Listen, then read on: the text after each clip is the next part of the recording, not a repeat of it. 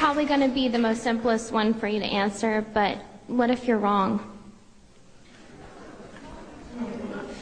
Well, what if I'm wrong? I mean, anybody could be wrong. We could all be wrong about the flying spaghetti monster and the pink unicorn and the flying teapot. You happen to have been brought up, I would presume, in the Christian faith.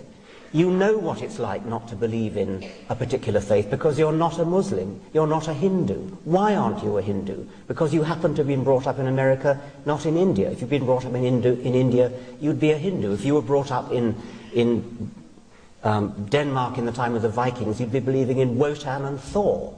If you were brought up in classical Greece, you'd be believing in Zeus. If you were brought up in Central Africa, you'd be believing in the great Juju up the mountain. I mean, there's no particular reason to pick on the Judeo-Christian God in which, by the sheerest accident, you happen to have been brought up, and ask me the question, what if I'm wrong? What if you're wrong about the great Juju at the bottom of the sea?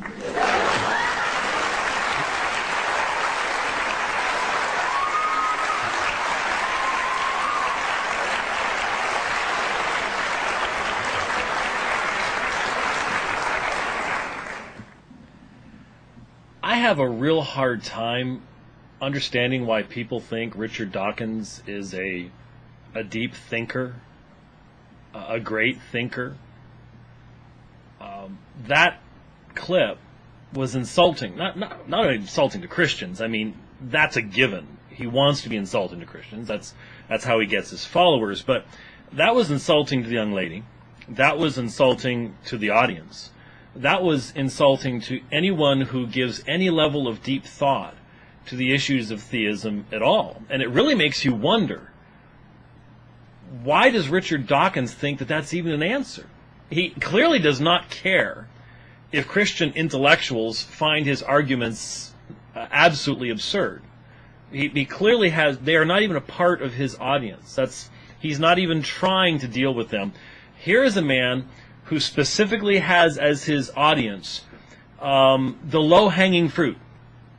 People who have no idea what their faith is, the nominal Christians. This man is only concerned about nominal Christians, people who are just brought up in a religion. The flying spaghetti monster, unicorns, the flying teapot. These are supposed to have some bearing on the Christian God, who is self-existent and eternal, and all of the issues that go into the relationship between creator and creation. I mean, the flying spaghetti monster has within himself a rational explanation for how creation arises and the origin and source of the regularity of scientific laws. Really? He says to the young lady, she happened to have been brought up Christian.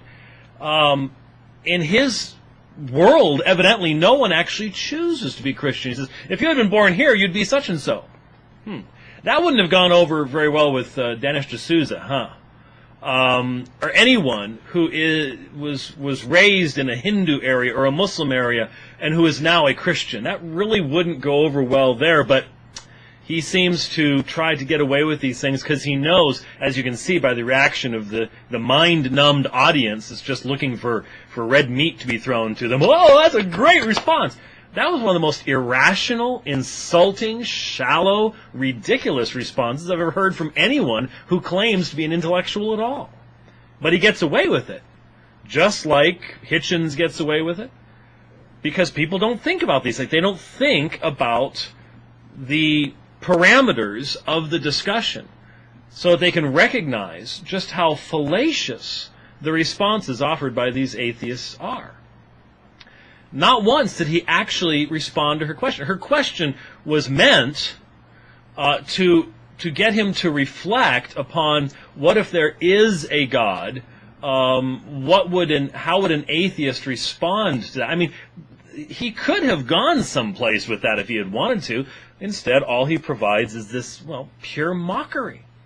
Pure mockery, nothing more than mockery. What if you're wrong about the great Juju at the bottom of the sea, is how he finishes his response to her. That's an answer. Amazing. Amazing. The kind of rhetoric being produced by the Dawkins and the Hitchens of the world today is really indicative of the fact that we truly in Western civilization live in a culture where the attention span is so short, and the study of logic, analysis of argumentation is so shallow that people like this are viewed as great thinkers. It truly is indicative, in my opinion, of the judgment of God upon Western culture.